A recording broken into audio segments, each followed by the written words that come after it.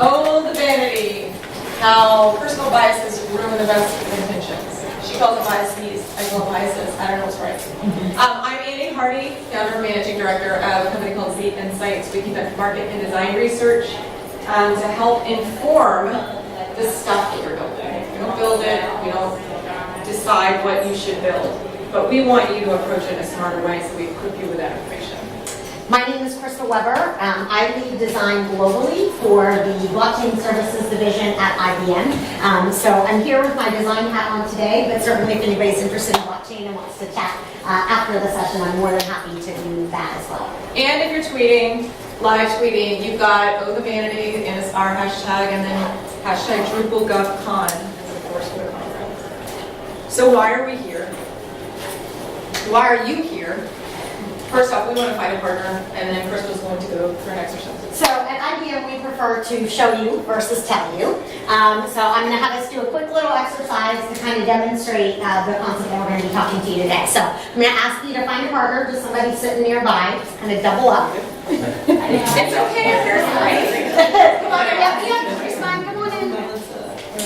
You gave it just the right time. All right. So, I'm going to give you a little situation here. Reagan National Airport has detected a sharp increase in elderly travelers asking where the restrooms are located before they travel. Why? So, with your partner, discuss a little bit about why this may be the case. Why are we detecting a sharp rise in elderly travelers asking where the bathroom is located before they travel? It's okay if you got 3 people, totally fine. But make your head calm. All people go to the bathroom more often. Why would you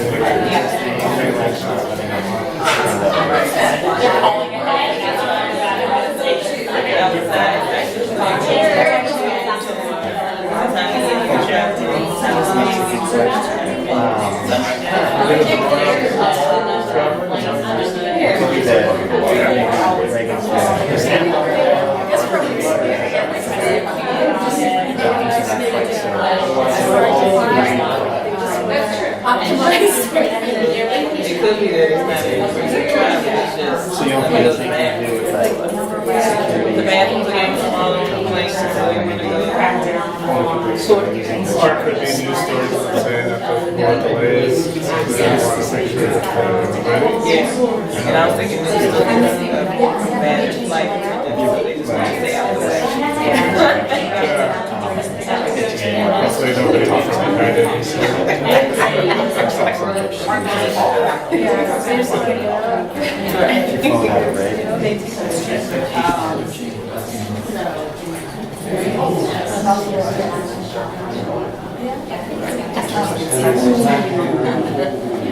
All right, I'm going to ask you guys to take 30 more seconds to wrap up your conversation. Any other questions?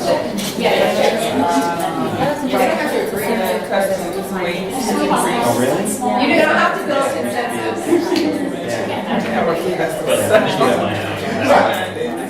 Yeah, that's all around. All right, I'm going to ask for a couple volunteers. Share with us some of the ideas or some of the hypotheses that you guys had. Who wants to share? All right, what do we got? So we're curious about whether there's a connection between the changes on the plane and how we have less access to our baggage now. You can pay more to get your stuff on the plane, so maybe there are accessories that certain people would like to have access to when they use the restrooms. They're doing it before they get on the plane. Okay, good guess. What else? Our friends in Homeland Security tell people to come to the airport even earlier. So they all have to leave by that point. Okay, yeah. Right? What else? We heard that there's possibly renovations going on, so the ones that are used to or not there. Okay.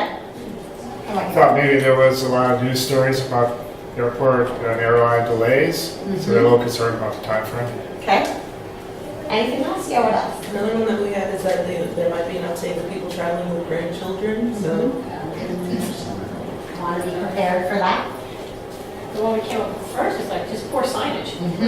What are they? Yep. So actually, that was the working assumption that it was poor signage. So the place where this actually happened was Frankfurt Airport. I totally understand. And they hired a firm to come in and create better signage and add maps throughout the airport. However, the problem was not actually signage. The PA system at the airport sucked. And so, elderly travelers were going into the bathroom because that's the quietest place where they could hear the airline announcements. Oh, you're kidding. True story, not making this up. They have the same message on repeat all the time. And- I know, because I tried to sleep. And it's like every 5 minutes it's the same thing. Yeah, and so this is a really great example. You know, we sit here, we had some time, and all these different hypotheses, and none of them were even close to this. This was the real underlying problem. And so when we talk about uncovering biases and thinking about how we make assumptions about the experiences that we're creating and the products that we're building and the services that we're employing, we really need to take the time to understand what that underlying problem is and test the assumptions that we have. So as I mentioned, you know, they were going into the restroom. So what we want to help you get out of this session is this idea that very frequently you are not your user. And we need to acknowledge that while we may do something some way, not everybody thinks about it in the same way or has the same problems or challenges that we do. So we're going to talk you through some examples and some case studies related to some very, very similar instances, and then give you some practical tips for how you might overcome some of those biases in the work that you do. Okay.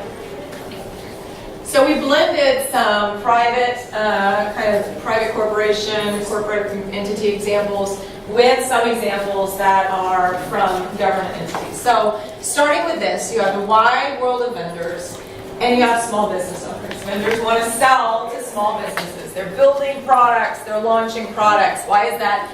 Because small businesses employ 47, almost 50% of the state's private workforce, and they are called the economic engine of the United States. So, of course, everybody wants a piece of that, right? They're like, we're going to build something, we're going to launch it, we're going to help small businesses. And they assume that small businesses want to grow.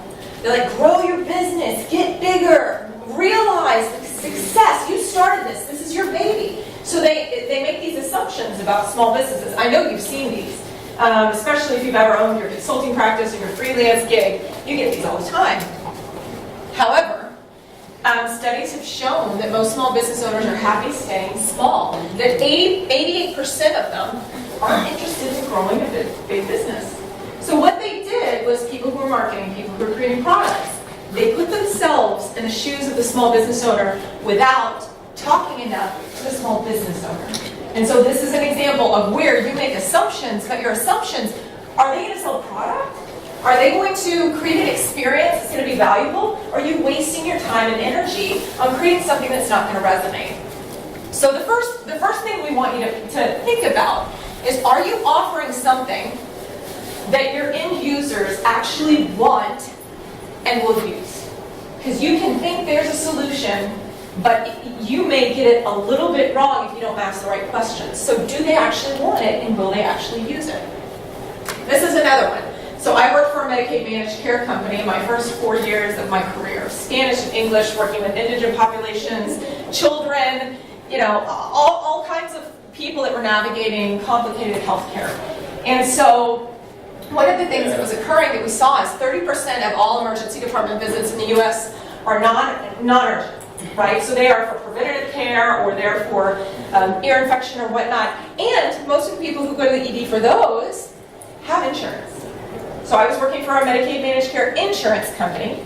We were seeing our members go to the emergency room, have these exorbitant bills, you know, and we were trying to figure out what to do with it. So I wasn't the one who did this, but the executives in the company said, you know what? We need to educate them.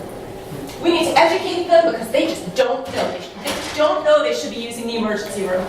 They don't know that, you know, the other resources they have, and frankly, we need to make sure they don't, so we need to put up a barrier. We need to incentivize them to use that PCP because it costs us money to go to the ED.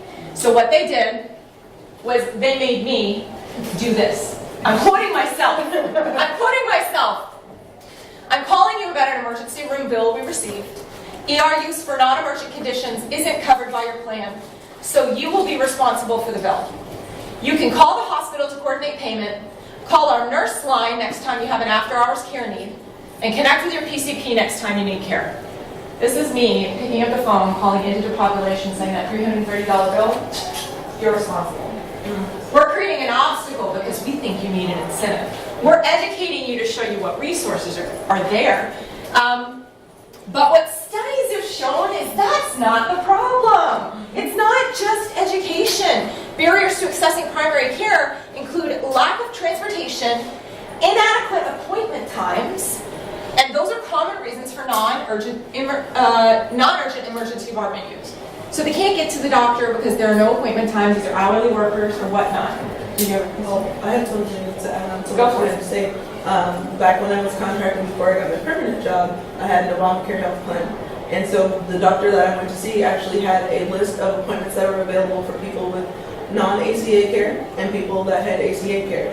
And the non-ACA plans had a whole lot better schedule available to them, so that's very cool. Yes, it's interesting. Appointment availability is a problem. And what has happened is actually ever since the Medicaid expansion, they've seen a sharp increase in emergency department use yet again.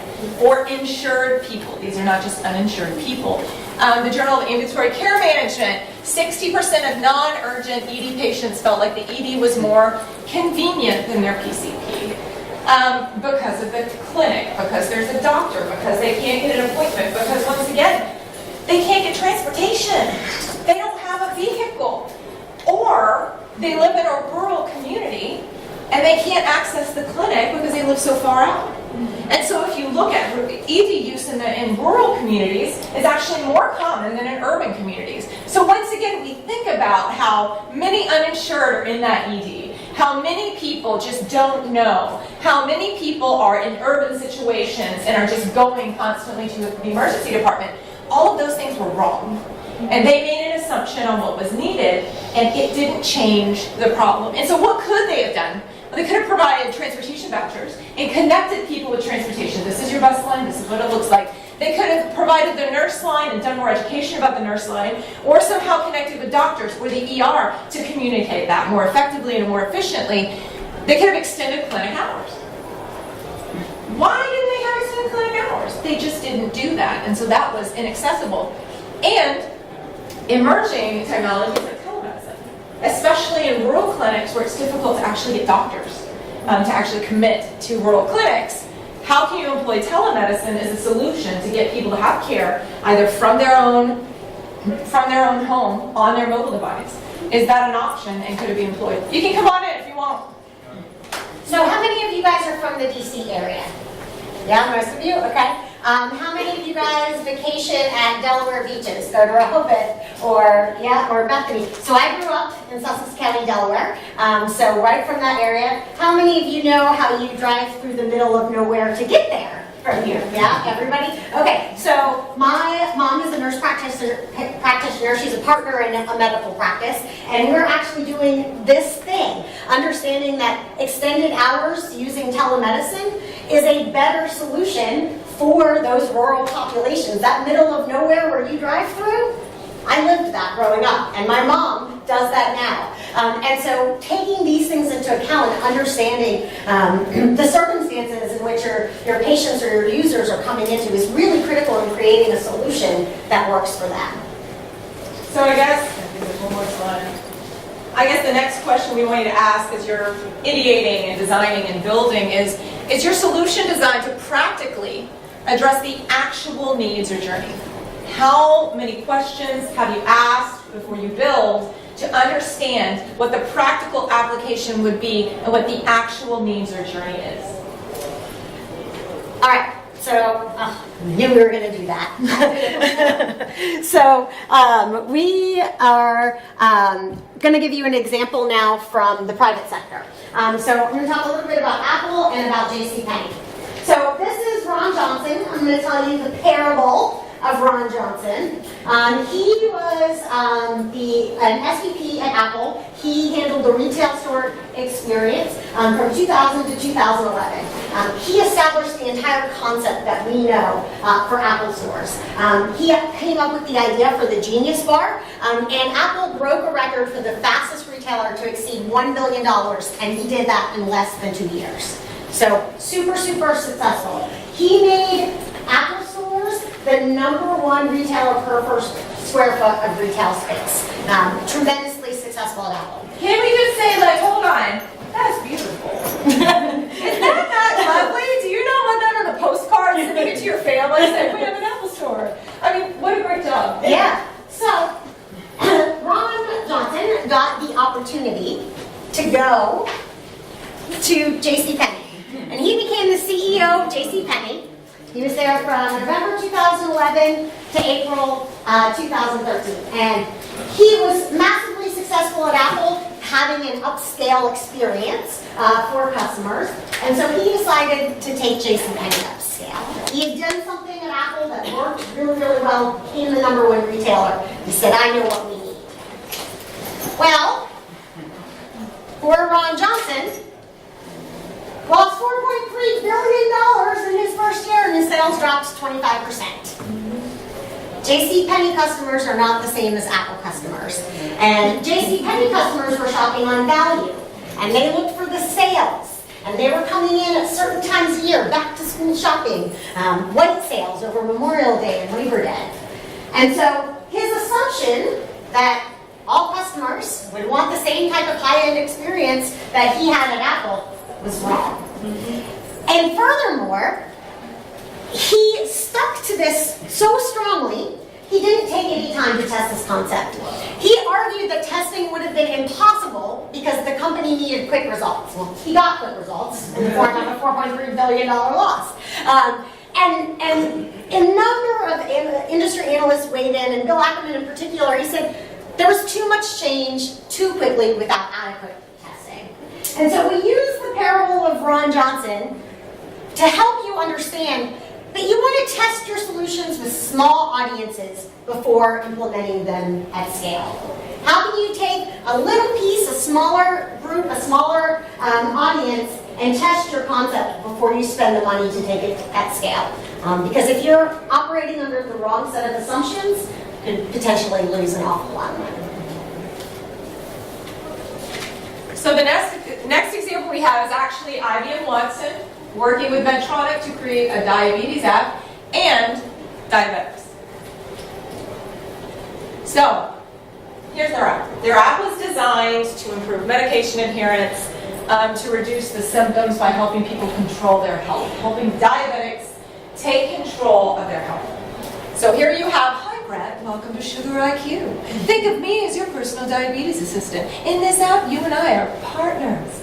So let's get started.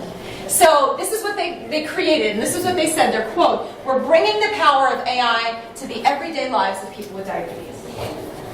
But who are people with diabetes? So this is on their website. This is the guy. This is Brett, right? Healthy 40-year-old, picking up his kiddo. He looks healthy, but he's got diabetes. He's a father. This is their guy. This is who they have on their website. However, more than 90% of type 2 diabetics are overweight or obese. Go back to Furthermore, non-Hispanic, Black, Hispanic, and American Indian or Alaskan Native adults are about twice as likely to have diagnosed diabetes as non-Hispanic white adults. These are things that we understand that technology visionaries think about. I want to make an impact. What am I going to do? Who am I going to put on my website? Who's the one designing the website? It's probably somebody Caucasian, let's be honest. It's probably a designer, most designers are white. So when you think about the questions you're asking before you do builds, how will your audience respond to the imagery you use to represent them? Do who you assume your audience is or who you think is an attractive person to be able to attract people's interest really going to resonate with your audience? Do you think they ask? Remember Brett? Man, he's cute though, right? And maybe he did resonate, but very, very often people don't think about that environment that they're entering into. Additionally, it's important to understand that fighting diabetes is a team sport. So if you're looking at the everyday lives of people with diabetes, if you've ever had a family member that's diabetic, you have been on them to take their insulin, to eat right, right? So children of diabetics are a huge part of that ecosystem. This is a quote. There was a study done that looked at the environment of influence, the ecosystem of influence in the lives of diabetics. This is the 13-year-old daughter of a type 2 diabetic, and she said, when she talks to her mom and helps keep her mom accountable for what she's eating, she said, "Are you sure you can eat that?" "Well, Mom, if you cannot eat that, don't do it." This is a 13-year-old, 16-year-olds, 19-year-olds. They have cell phones. Is your elderly person going to be using a cell phone? Cell phone use, only 27% of seniors are using apps.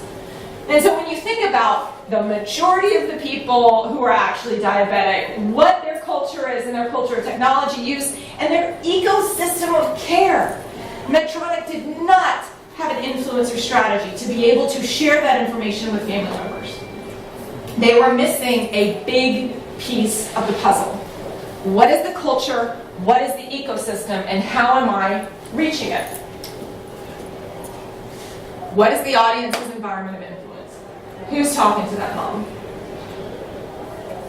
And so one of the last important points we want to leave is your assumed audience, the actual catalyst for change.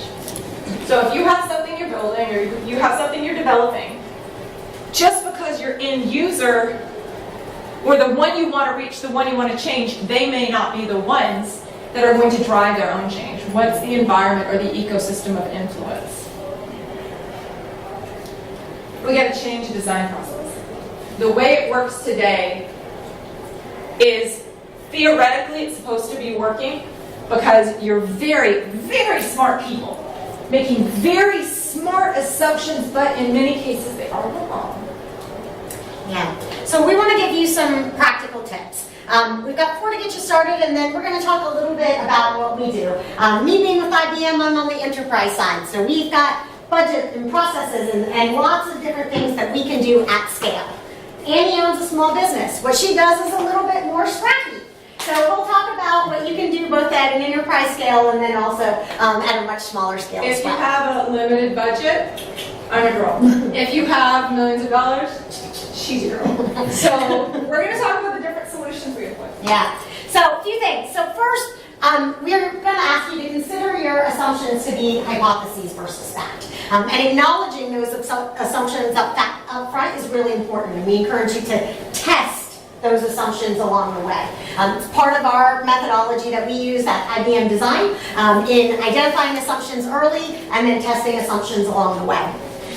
Number 2, talk with your audience. And I'm sure Annie can add some color here, but one of the examples that we use is at IBM, we've got a lot of time and budget in a lot of cases to do some really cool things. So if we're devising software for an airline pilot, those are things that we do, we might go and sit in the cockpit with a pilot and watch the way they're using their knobs and what they're doing and try to understand maybe in a simulator what it feels like to land a plane and understand all of the context in which a pilot is operating. Which is awesome! That is awesome! And that is academically the right approach. You want to do environmental observation to drive your design. But let's be honest. If you're Annie, you're working with clients who have limited budgets, limited timelines, limited availability, limited accessibility. They literally can't get in that cockpit. And so, how do we do it? Well, sometimes it's as simple as picking up the phone and calling my girlfriend or my husband's my husband's brother's girlfriend's father, whose name is Bubba, and he's a retired pilot. He was a NAM, and then he worked for Continental. And I'm picking up the phone and talking to him about what it's like in the cockpit, what it's like to be a pilot. Sometimes you use your personal network to try to understand your audience. Sometimes you work with internal people who do a lot of audience-facing stuff. I like to work with salespeople. Why? Because salespeople are they have a large quantity of examples of conversations they've had, and they can give us more information about what they've seen. Now, theirs are assumptions as well, but they are informed. They talk with the client more than anybody else in the company. And so they're people who we can use to pull in to say, this is as good as we get. And sometimes that's all you can do. So we call it a phased approach. We will sometimes talk externally by recruiting and talking with people that are prospective clients or customers or whatnot. Sometimes we use the list that they have of the people that they've worked with already and talk with them. Sometimes we do a little friends and family round. And sometimes we just use the internal people who are client facing. And so the scrappy method, you know, is you do what you can. And in government, sometimes you got to do what you can. You got to move forward somehow. You got to have more than nothing.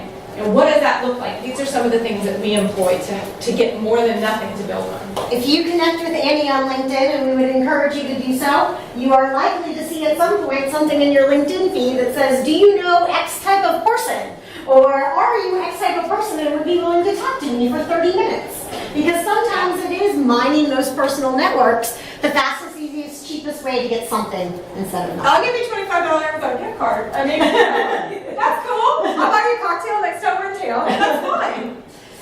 So the third thing here is about exploring the broader ecosystem and understanding that your user may have a larger sphere of influence, that we may need to be targeting multiple users and not a single user in some cases, using the diabetes example, of course. And you have to dig into those environments to do that. Yeah. You have to really think. So there's a philosophy that we have that's called like a shadow map. Sometimes you'll have a journey map. And you'll say, okay, so they start here, they have a need, then they move here and they'll start to explore solutions, and then they'll move here and they'll start to do this, and then you navigate all the way until they use it or they buy or they come to yours and that's what they do.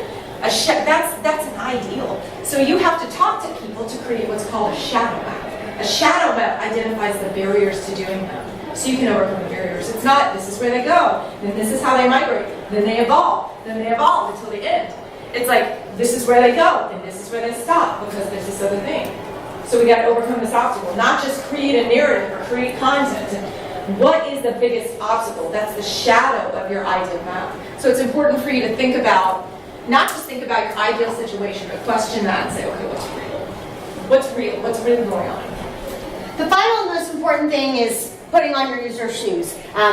You know, I work in a corporate setting. We work with many, many large companies, public and private. And one of the things that makes people uncomfortable is when they get in the room with me and I ask them to start talking about their users' feelings.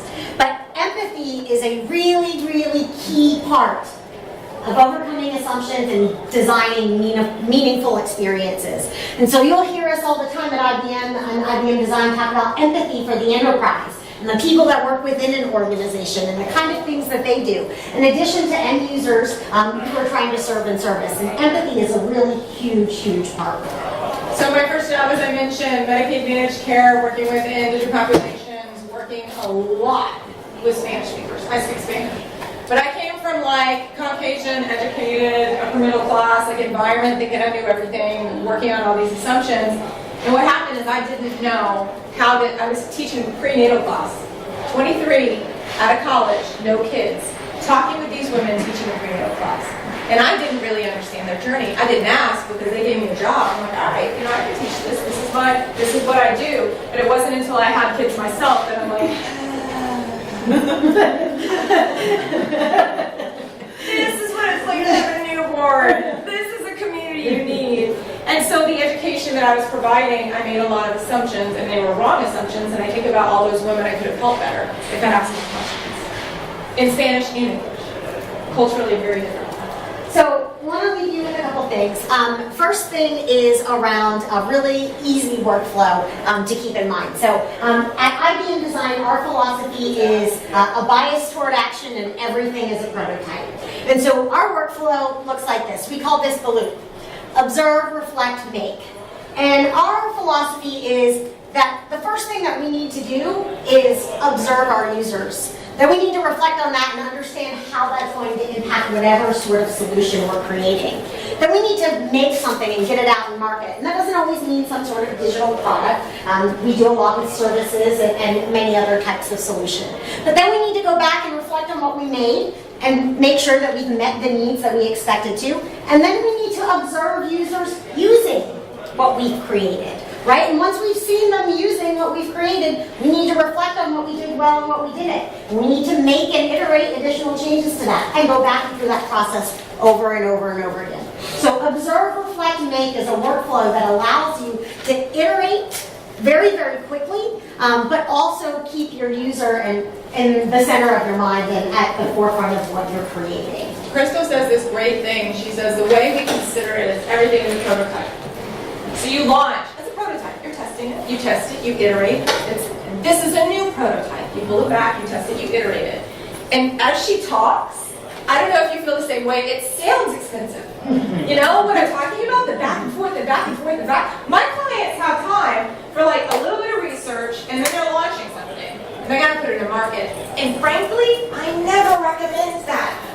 I always say, look, if you gotta move fast and you gotta move cheap, you have to set aside V2 by making sure that you look critically at it, you reflect on it, and you're at least doing the next V2. You can do testing. There's a vendor upstairs that has usability and user research testing, and they'll test your sites even when you're not able to hire somebody to do it. And it's fantastic because it's turnkey. You do it, it does it for you. So think about, how can I not only make to serve these needs, but how can I test? And if you don't have budget to move forward and you don't have time to move forward, you've got to figure it out, or else you're going to be putting your resources into something that may be a waste of your time. And that's what we want to avoid. We want to create resonant, compelling, useful, practical solutions to the problems in government across the entire board, whether you're working with businesses or you're working with citizens, or even internally working with government employees. You can do better, but you got to think about it critically. This is a great philosophy, even if it's little. Even if you can apply this in a little way, it's still a great philosophy to consider using as you're moving into design. So lastly, before we take questions, we just want to throw a couple resources up here for you. Zinsights.com, that's Amy's company. She'll have some resources and some thoughts around what you can do at smaller scales. IBM.com/design/research. We've put together a pretty comprehensive set of methods around design research, and we've made that public to everybody. We think the whole industry is going to benefit from understanding more about their users. So if you're interested in learning more about research methods, certainly check out these two links as resources. And I am happy to offer like a half-hour consultation if you guys are looking at going into this, if you just have some questions, you're trying to bounce ideas around, I'm happy to do that. So if you want to click there, if you want to get my contact information, just connect with me on LinkedIn. I'll invite you to surveys, who knows? But if you connect with me on LinkedIn and reach out and ask that, and we can set up like a half-hour call just to chat through. So we're all finished. We'd love to take some questions from you guys. Go back to the last Oh, one. yeah, sure. Yeah, thank you. My email is on the following one. I should pop my head up in that. All right, does anybody have any questions we can answer for you? Yeah. How do you approach a client who thinks they know what UX research entails, but they're actually very resistant to the time it takes to do testing? Ooh, okay. I'll take this for a second. So people have asked me, they're like, well, how do you overcome this? And I say, here's the deal. People who are going to buy it have failed before. People who are actually going to use user experience research have some kind of history of seeing things fail because they haven't used research. So part of what happens is that looking at some of the design research, you can find that the top 10 design companies outperform the market by 221%. Like there is a measurable impact of design. But a lot of it is like examples like this. Like we didn't ask enough questions. Look how much they $4.3 billion. But it's hard. And the other reason it's hard is because usually user experience talks user experience. They don't talk corporate strategy, right? And so when you're looking at your executives and you're talking about strategic decisions, that's another way for you to start to build a business case. What are the priorities of the executive team in your organization? What are they talking about? And how does what you're trying to create or pitch or propose, how does that align with their priorities? How can you sell it? Because you gotta sell it. And who else can you get involved for it to be a team effort? You can also interview them as part of the discovery process and ask them what they think, because then they become emotionally connected to the project.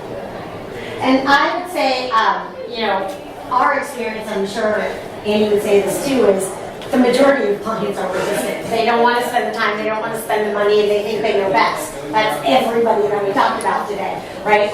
But the point about finding a way to put it in metrics that they understand is really, really, really important. So at IBM, we did a study and found that our clients that went through the design process with us earned 330% more revenue. That's a pretty compelling statistic. Even internally, when we applied it to ourselves, we saw our deal close rate go up by 60 points of deals that included design as part of it. Those are business metrics that people care about.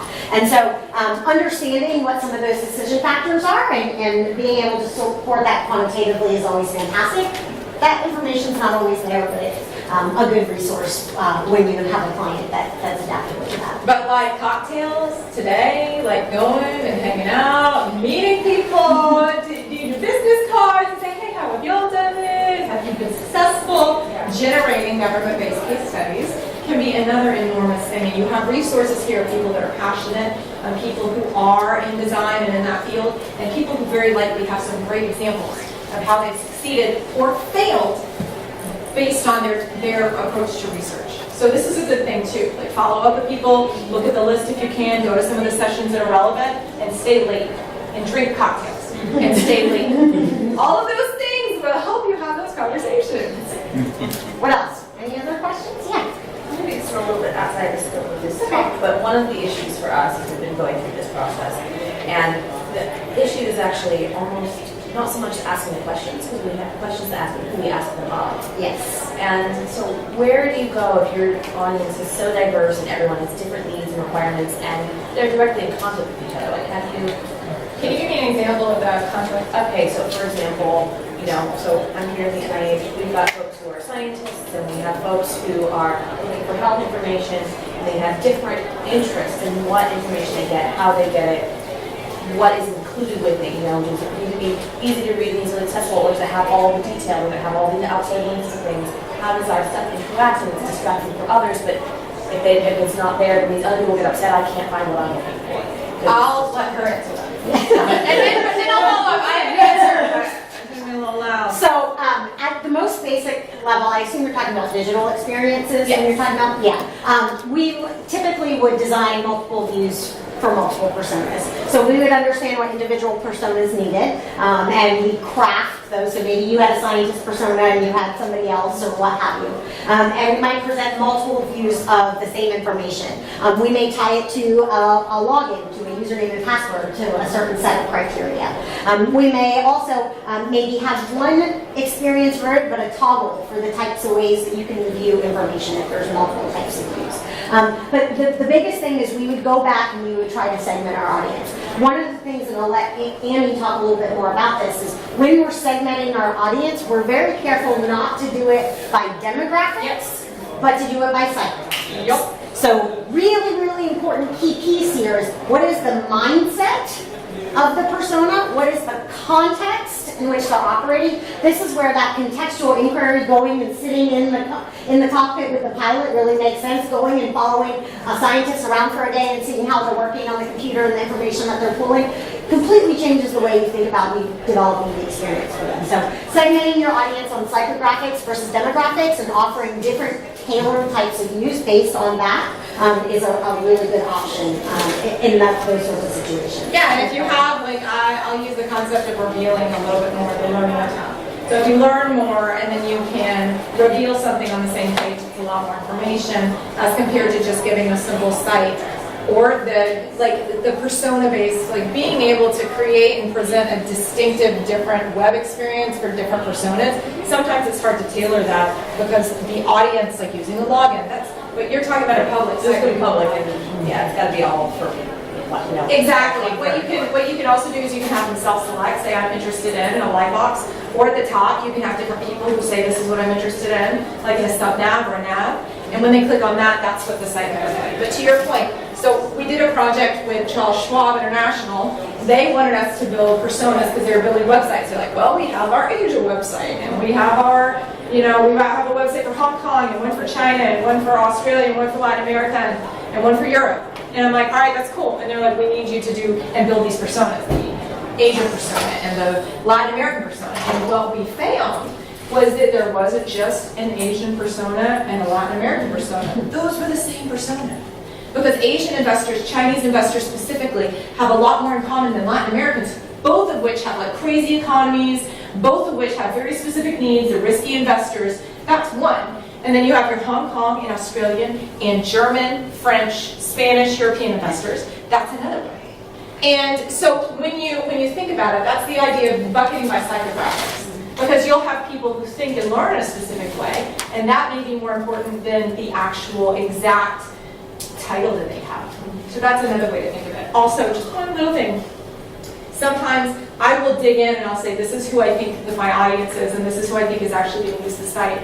And I'll pause, and I'll say, okay, now I'm gonna wiggle around a little bit and say, okay, well, these are the new types of people that I need to talk to. And so trying to choose your list up front is kind of tricky, and so I do a little bit at a time and grow it from there, and then I'll eliminate some of the people I talk to because they're not my best audience. So another piece of it is prioritizing your audience, because you're not building for everybody, you're building for parts of those people. So that's another thing we do. We call that the best user or the best buyer, depending on the product. So that's another thing we do. So prioritization of those audiences. We have time for one or two more questions. Anything else? You're right on time. All You guys right, can go get back in the order for food. Get one extra minute back in your Have desk. some coffee. Yeah. Thanks, and we'll be here for questions. Yeah. Good idea. Yeah, thank you.